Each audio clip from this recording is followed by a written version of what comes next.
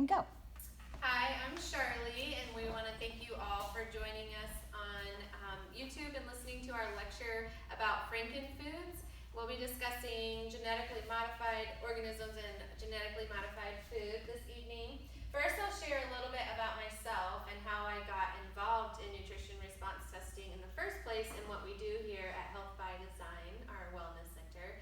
I came in as a patient, so that was several years ago. I was having lots of symptoms that I have written down because once you start feeling well and doing well, you kind of forget where you came from and you forget the things that were going on in your body. So I have them written down. I'll share with those in a little bit. But the reason I got into doing the testing myself is I found that with essential oils, I was helping people a little bit, but if there was something chronic going on, then we couldn't really get to the root cause. And so I wanted a modality to do that. And so my passion is to love and serve people to their best wellness so that they can in turn love and serve people. So if you don't feel good, you can't do what God's called you to do. And so I feel like that's what my mission is, and that is what brings me to Health by Design. So prior to being on program and being a practitioner, I had lots of hormone imbalance. I did 8 years of infertility treatment and had many miscarriages and lots of different things going on. So I went through a lot of infertility treatment, and that left me with a lot of hormone wreckage, I call it. I was even worse off than I was before. I knew I had hormone imbalance, but that was my normal, right? So that's how I functioned and didn't know it was off until we tried to start having a family. It was identified as polycystic ovarian syndrome.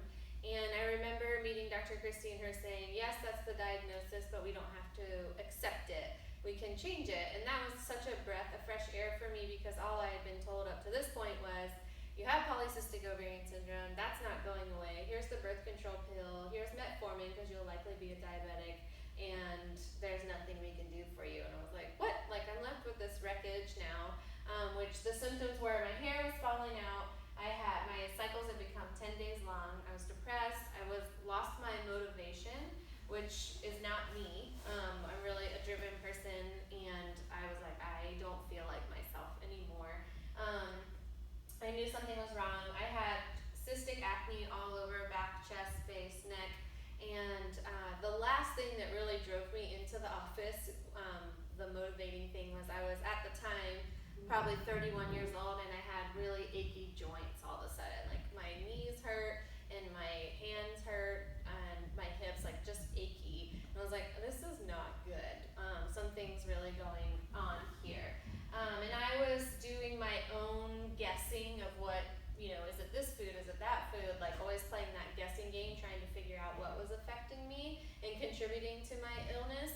And so nutrition response testing was a beautiful answer to that because it eliminates a lot of the guesswork and helps us identify the foods that we do need to avoid. But at the end of that, I was starting to feel really good. I was telling family and friends about how awesome I felt and how they needed to come here. And I was like, wait, this is what I want to do too.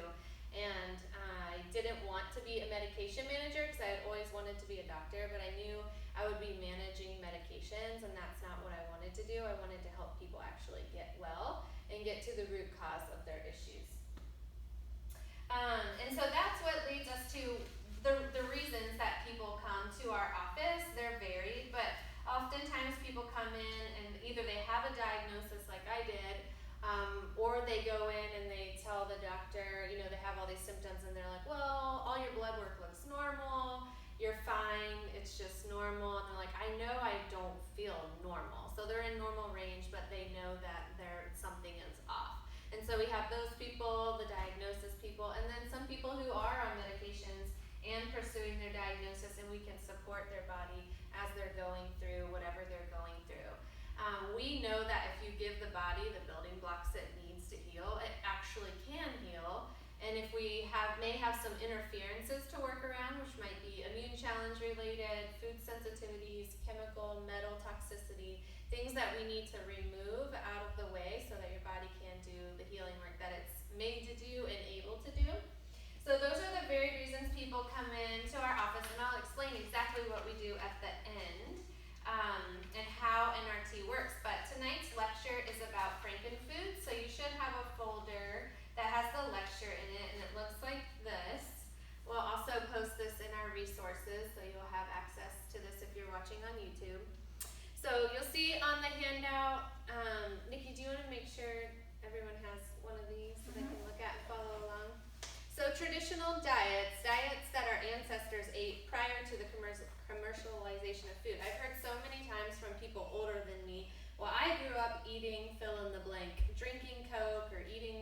Oreos or whatever it is, and I'm fine, which I chuckle inside because I know they're not exactly fine, right? They're dealing with many illnesses that maybe they're normal.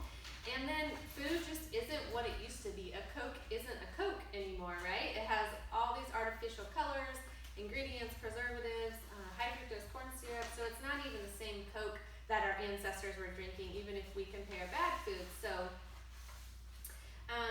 now we have this onslaught of increased diseases, chronic diseases in our culture, and that's cancer, autism, ADHD. How many people, or how many of you knew somebody with a food allergy when you were younger, right? So this is increased, like, I don't even know how many folds of the amount of allergies and food sensitivities we're seeing in people.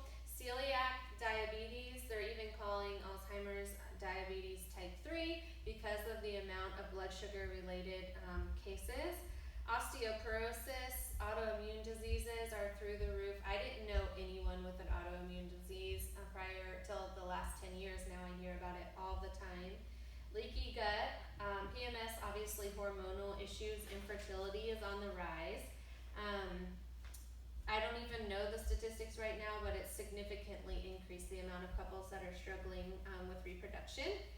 So what is a GMO? So that word brings a lot of confusion to people. And so what the word means, the letters stand for a genetically modified organism. So that's what it stands for. But what it is they take different plants and animals and they're doing genetic splicing. So they literally take the DNA of whatever plant or animal that is in front of them, and they're splicing the DNA and inserting the DNA of bacteria and viruses, which does two things. It makes the plants resist herbicides and pesticides. So you can hose down a field of tomatoes with herbicide and pesticides, and the tomatoes are fine, like they're able to withstand those chemicals being sprayed on them, which if you've ever sprayed pesticides in your yard, you know what starts to happen over the coming days. You watch the weeds wilt and die, right?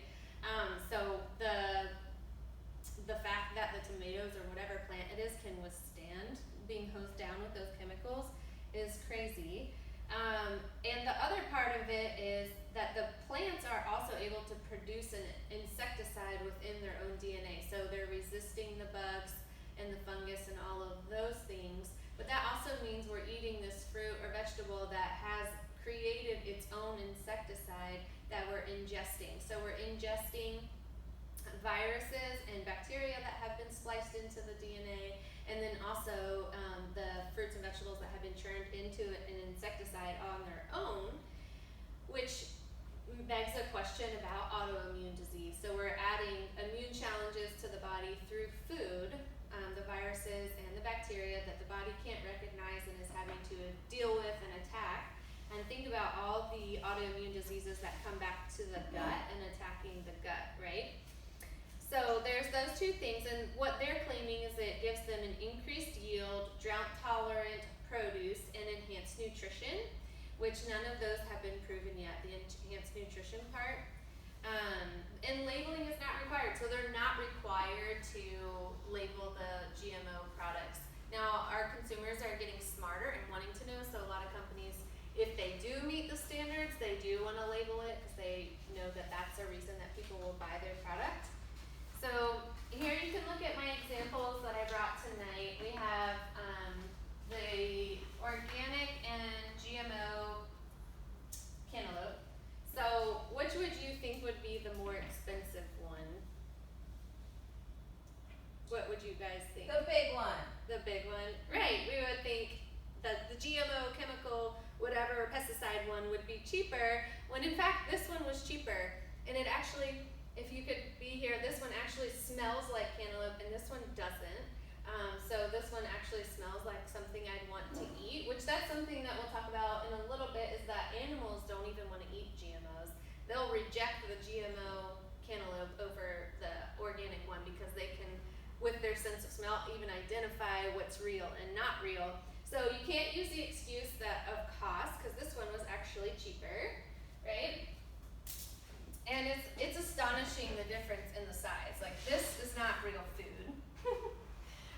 And then these both are gala apples, so the same variety of apple, but this is the organic one, and then this one is the GMO pesticide apple. So I think when we go shopping, they should just call this one the apple, right? And this one should be labeled genetically modified pesticide apple, and then you get to pick which one you want to buy, right?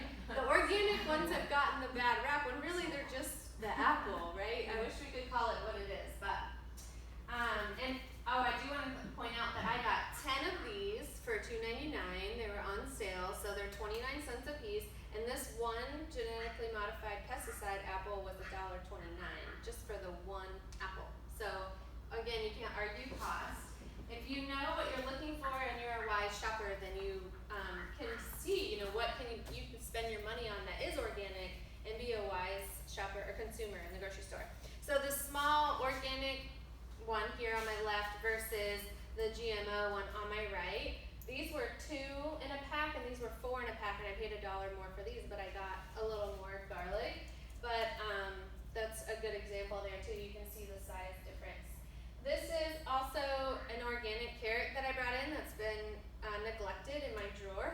So this one grew roots, and then I had one from a family friend's event in my drawer that did not grow any carrot top on top. So the ones that are organic, you'll see like potatoes that are organic will sprout roots and start growing, but oftentimes the non-organic ones, even they're stifled to grow roots, which we'll talk about is what is affecting farmers, because the Monsanto, which we'll get to in a second, owns the right and the patent on the seeds, and so the farmers are not able to replant seeds. It's dead seeds that they're working with. The plants aren't self-reproducing. Like, you can grow another carrot from this, so they're being stifled in that way. So increased use of pesticides by 15%. So they're using way more pesticides than they used to because they can, because the fruits and vegetables can resist the pesticides. And what this has done is create super weeds and super bugs. Now those pesticides that they're using aren't even working. They're not effective anymore.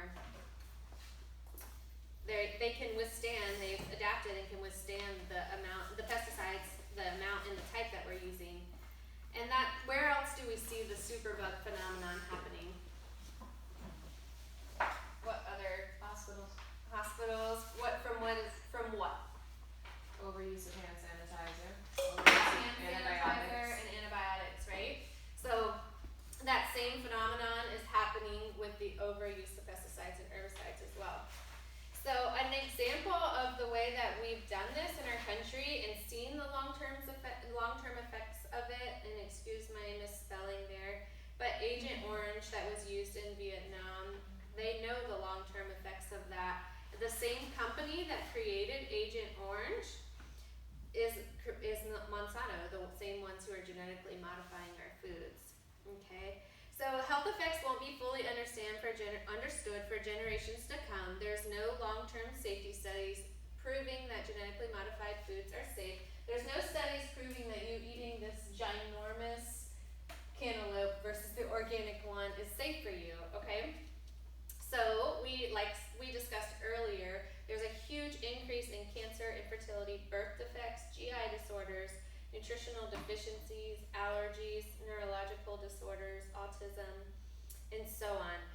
The main one that stands out to me when we talk about that genetic splicing, where we're putting bacteria DNA, virus DNA into the plants and animals, and then them in turn making their own insecticides within themselves, is how many people I see with gut disruption. So like the lining of the intestine is only one epithelial cell thick. It doesn't take much for the mucus layer that's on top of those to get stripped away, and then all the food that we eat just can go right between those cells, and that's when the body is in self-attack mode, because food is not supposed to be in your bloodstream, right? So when the mucus layer gets stripped away from all the inflammatory foods, the unrecognizable foods that are going into our gut that act like viruses, look like bacteria, and smell like insecticides going through your gut, then it leaks through those cells, and then that's where we're getting all this. One of the reasons we're getting a lot of autoimmune in our country.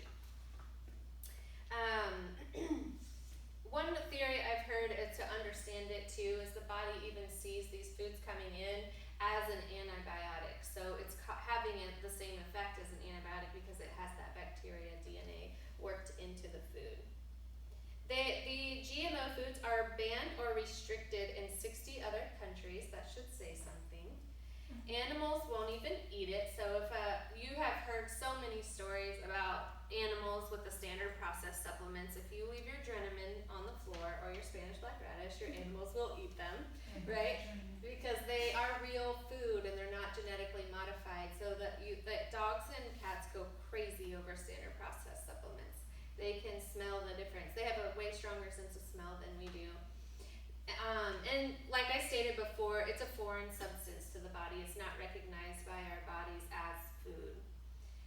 Monsanto, the company that I mentioned that is in control, the monopoly, the biotechnology company that creates GMOs and manages how farmers are even allowed to farm and what they're allowed to farm with, are the same people who made saccharins, trans fats, so hydrogenated fats, DDT, Agent Orange, bovine growth hormone, and genetic modification. So the same people who are eating our arteries with trans fats made something as harmful as Agent Orange are the same ones who are controlling our crops. They're compressing 10,000 years of genetic adaptations into 10 years of mad science. So they own the seeds the majority of seeds for agriculture. They're patenting those seeds, and the farmers are not allowed to replant their own seeds, but the seeds that they provide. And so we're losing renewable agriculture. What does this hold for the future of our food supply? You'll hear a lot of people coming behind the bees and supporting the bees. And one of the reasons is we're losing our bee populations. They're being highly affected by the amount of herbicides and pesticides we're now able to spray because of the GMO foods. And then also they're being affected by the foods that they're pollinating and working with, because now those plants have those insecticide DNA worked into them. So the bees are being killed off. So we're losing 75% of crops because we're losing our bees. And also the seeds become dead and are unable to be repollinated. So you should be nervous about the future. If Monsanto takes over all control of how we farm and what seeds we're allowed to use, like what's going to happen if something happens with this mad science project. We are an experiment. This is an experimental process. What happens at the end of all that when those seeds stop working, they're dead, they don't pollinate, we have no bees, like we're gonna be in a food epidemic, right? GMO corn, etc. contaminates their health, being animals. So animals are also being fed the GMO corn and wheat. And then, oftentimes we have people who test for chicken or for eggs, and they're like, why? Like, I've always been fine with eggs. Well, those chickens are eating GMO corn and all the GMO byproducts, and then you're consuming their GMO byproducts. They're eating one of their eggs. So it is becoming an issue with eggs as well. So a lot of people have questions, well, help me define what's organic and what I should actually pick up off the shelf. So organic means that their operations must prove that they're protecting natural resources, they're conserving biodiversity in seeds and the plants, they're using only approved crop, livestock, and processing, and they cannot use GMO seeds. They cannot feed the cows GMO alfalfa or corn, and say if a soup claims to be organic, they can't use GMO ingredients in the soup. They're not allowed to use sewage sludge and most synthetic pesticides and fertilizers that are prohibited in organic production. So that's what there is being promised if you're shopping organic. The 100% USDA organic label is saying that 100% of the ingredients are organic. So you have to look for the seal and then for it to also say 100%. And then you also have just the plain USDA organic label, and that means that 95 to 99% of the ingredients are organic based on weight. So just because the USDA organic label is there doesn't mean it's 100%. It has to say 100% organic for that to be true. And then sometimes you see made with mostly organic ingredients, and that means that they're 70 to 94% organic. So you'll see that on a lot of packaging. And then they also, I think it's up to 3 words, like they can say it on the front, like organic rice and blah blah blah in the package on the front of those. When you're at the grocery store,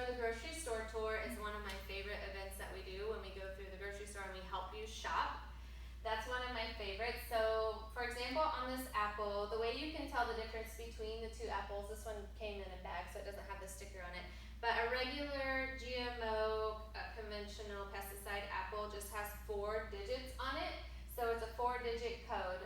And if it were organic, it would have a 5 in the front, so it would be a 5-digit code. It always starts with 9, but it's a 5-digit number. So it would say 94135 instead of just the 4 digits. And then if it starts with 8, it means they're not promising you that it's organic, but they are saying that it is a GMO or non-GMO fruit or vegetable. So that's the way you can use the stickers on the fruits and vegetables. We listed some resources for you here on the bottom of the sheet. One of my favorite people to follow is Food Babe because I love infographics and she's really good about those. And she is one of those people that is actively working against all these companies and showing them that the people want the non-GMO food, and that's what she works for. So you can see the different organizations there on the bottom that you can support. I love infographics, so you'll see on the last page, I put some in there, and just a few to highlight. This is a helpful little tool.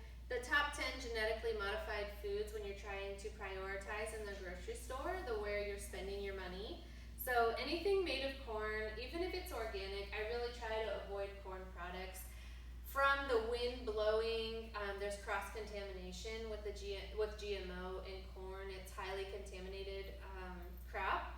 So I really try to avoid it. And one of the things, if I make you sad about corn, one of the things about corn I tell people I ask, what do they feed pigs and cows before slaughter to marbleize their meat and organs for us to eat? They feed them corn. So right before they go, the last few months they just pack them with corn, and that's what gives us those fatty meats that we like to put that marbleization in the steak, right? So we don't want our organs to be marbleized, that's what I say. So there's lots of reasons to avoid corn. It really does nothing for you except for maybe make you smile in the moment. Okay? So golden rice, soy, cottonseed. Cottonseed's not even a plant, but we make oil, not a food, but we make oil from cotton and then put it in our food. Canola, tomatoes, potatoes, sugar beets.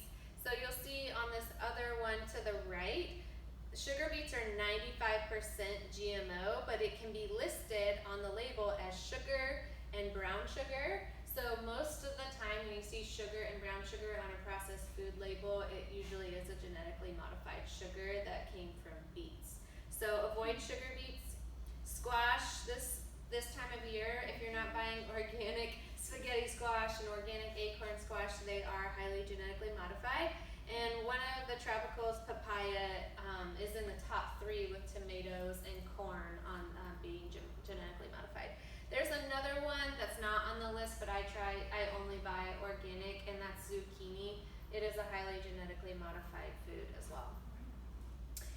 So on here you'll see some of the reasons or ways they have genetically modified food. You'll see on tomatoes the flavor savor tomato.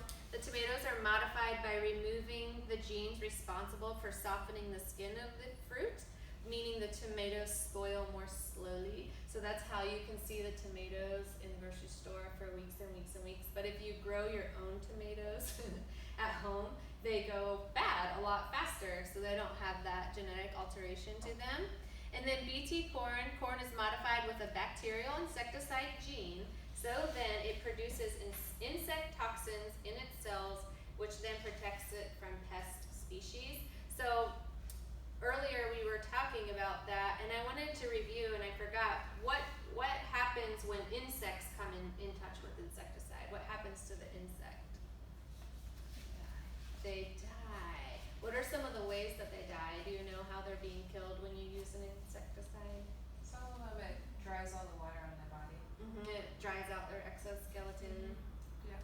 Some of them, it causes internal bleeding.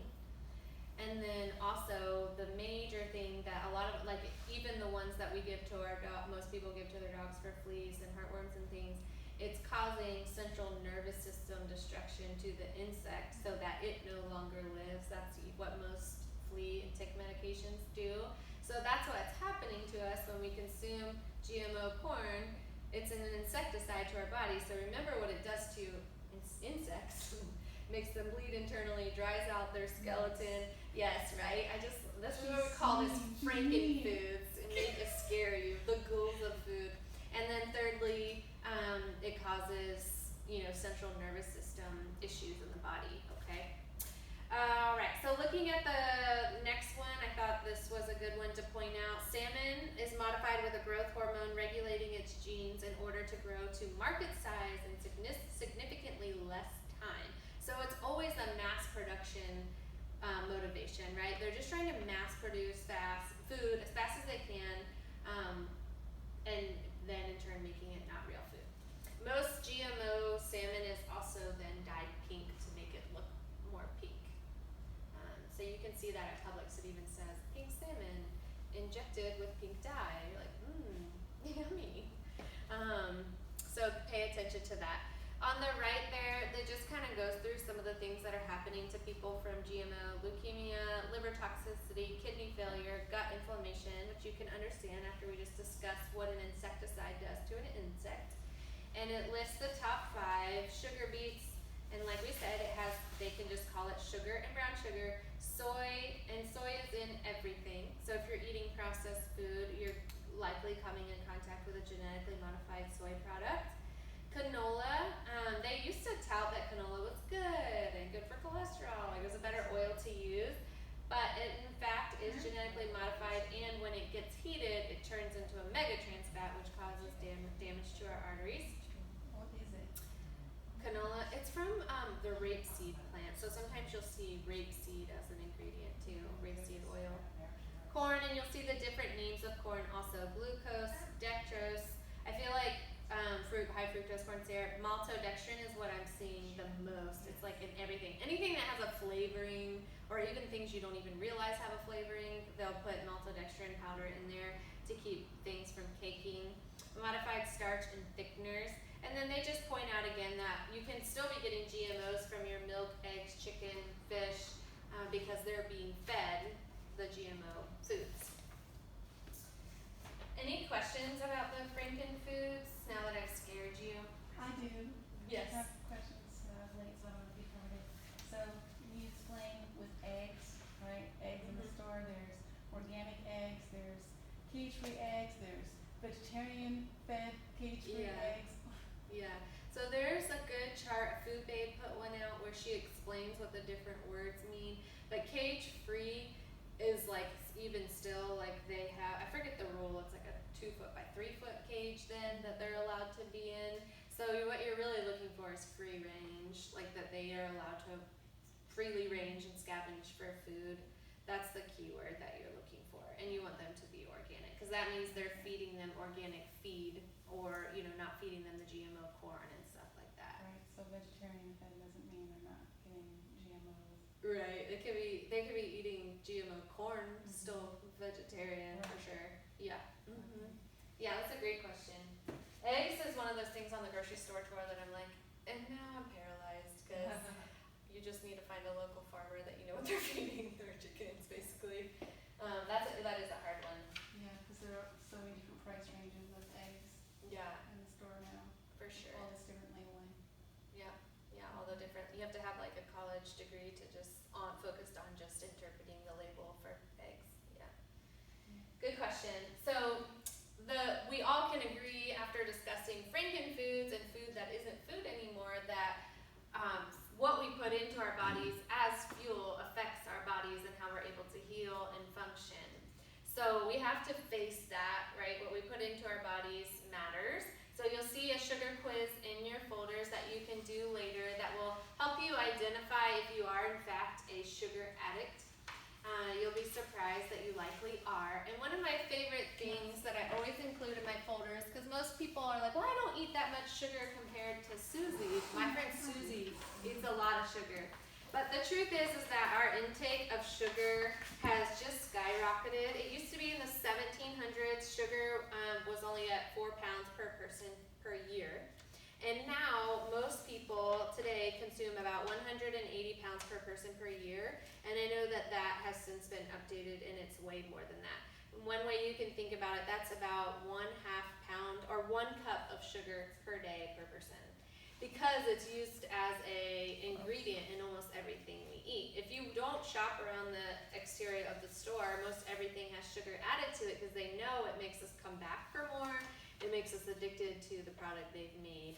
So that also happened when the misconception about fat came into play, and they took fat out of our food and put sugar in there to make it still taste good when they took the fat out. Okay, so sugar consumption is like through the roof. Even if you don't label yourself a big sugar eater, we eat way more sugar than we used to, and now we know that it's also genetically modified. So getting in line with that, what you eat matters. You are what you eat.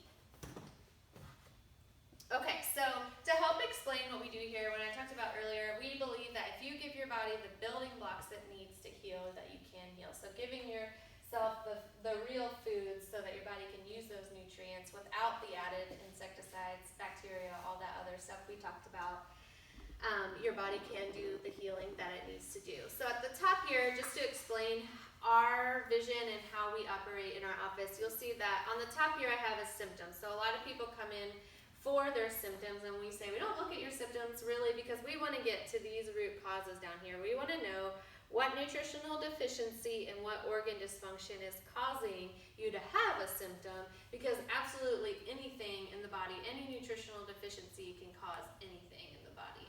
So the main symptom that a lot of people can relate to is a headache. So what are the different reasons that people have headaches? Dehydration. Dehydration. High salt intake, stress. Blood pressure, yep. Muscle tension, structural issues. There are so many different reasons why allergies, people have headaches. So what's the main solution that is always given to fix a headache? Pills. A pill, right? To pop a pill like ibuprofen or something to numb the pain. Did the ibuprofen fix the reason why somebody's having a headache? No, it just put a Band-Aid on there. It didn't get to the root cause. And so that's what we want to do, is we want to put a stop on this triangle in between. We want to stop the nutritional deficiency and stop the organ dysfunction that's causing you to have a symptom. Because the reason why we even have it on a triangle is because if your nutritional deficiency is growing, what happens to your organ dysfunction? It's also growing. So this part of the triangle expands. So when this part of the triangle expands, what happens to your symptom? It also expands and gets significantly larger, right? So this part of the triangle also gets bigger and your symptom is more significant. So we want to put a stop to that and figure out what organ dysfunction and deficiency is there that needs to be addressed so that we can have the red light, check engine light on your body decrease over time as we're healing the body. So I like to give the example of polycystic ovarian syndrome because I can obviously relate to that. So if you lined 3 people up with polycystic ovarian syndrome, the reason why I have it and the supplements that my body would need to address the deficiency that got me that point is extremely different from the person standing right next to me and the way that they got to that diagnosis and the deficiencies they have. So you can have the same diagnosis all the way across, but what's down here can be completely different. And so we want to know, why do you have what you have and not why does your neighbor have the same symptom as you. We want to personalize it to your body and get to your body's root cause. So what we utilize in our office is a modality called nutrition response testing. And what we're doing is we're using several functions of the body that are able to give us information. So does anyone want to be a volunteer for my model for this part? Nikki, you want to volunteer? Of course. Nikki's always my model. So there's several functions of the body that allow us to utilize nutrition response testing, which is a form of applied kinesiology. So one thing that is true about the human body is that I can have Nikki press into my hand. If she has no weakness or injury to this arm, she can resist my pressure here, right? Another thing that is true is that we have an autonomic nervous system, you can rest your arm, that runs up and down our spine, and its job is to send a signal to all the organs every second telling them what to do. The only difference between you being dead and alive is an electrical impulse being sent to your heart every second. So I'm gonna have Nikki hold one part of this stick. This is one of my favorite things to do with kids, to show them how electrical our bodies are and how this actually works. So right now we're not completing a circuit, but I'm able to utilize the electricity in her body to create a full circuit. So your body has those electric signals being sent through the body at all times.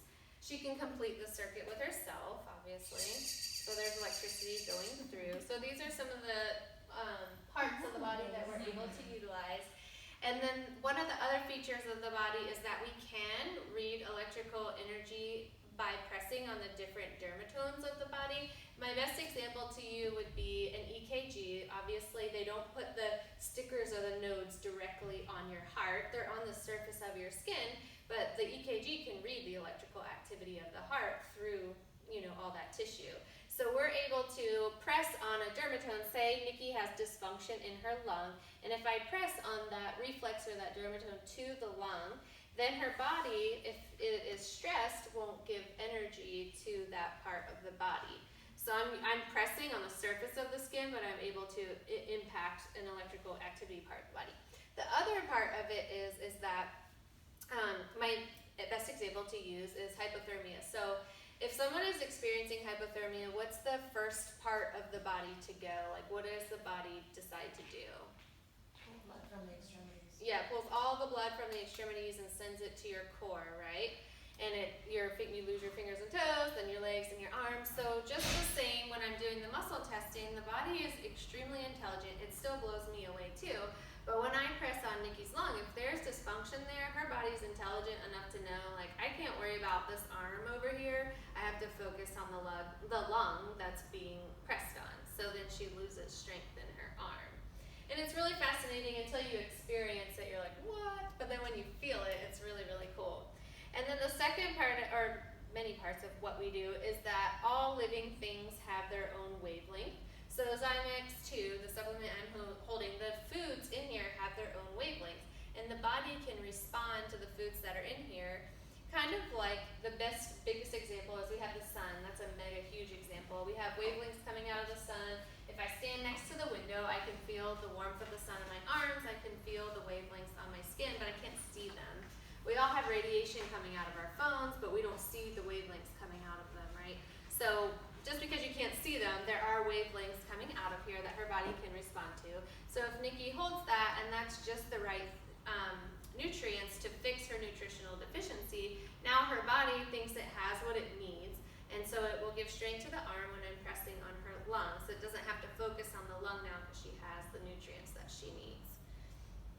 So those are some of the features that we use, and what we're aiming to do, thank you Nikki, is to find out what exactly your body needs addressed. And we call it a tailor-made dress or a tailor-made suit for the guys, figuring out exactly, we're making a multivitamin for your body that's addressing anything that's keeping you from, or interfering with you healing, and then supporting your organs that need specific nutritional support. And what I love about what we do is that it's safe and natural. I have a 93-year-old patient, and then I have babies that started with me when they were 4 weeks old. So we see both extremes of the population because it is so safe and natural. And then we also see people who are on medications or going through different treatments that we're able to support, help their bodies detox. And then our goal is to rebuild your health. And that's why we tell you that when you start with us, you're on a journey with us. Because when patients come in, I say they come in with a burning fire. My first job is to put the burning fire out. So I gotta put the fire out, whether that's an immune challenge, metals, chemicals, or food sensitivities. And then we have to clean up the ashes, what's left from putting the fire out. So with detox, all of that fun stuff. And then I gotta put a new foundation down, put new walls up, and put a new roof on. So I always tell my patients, you have to, just the amount of time it took you to get where you are, you have to be gracious to your body to realize that it takes time to heal, and that our goal is not to just address that red flag symptom or red light, check engine light symptom you have going on. We want to rebuild you from the ground up, and so giving yourself the chance and your body the time to actually do that. So after, I'll be offering free health screenings so that anyone who is interested that wants to feel the muscle test can meet me, and we'll do a quick health screening 25% off to the first, or to you if you do schedule your first appointment tonight. And then also we will be giving 5 healthcare bucks to those of you who brought a friend. So thanks for joining me.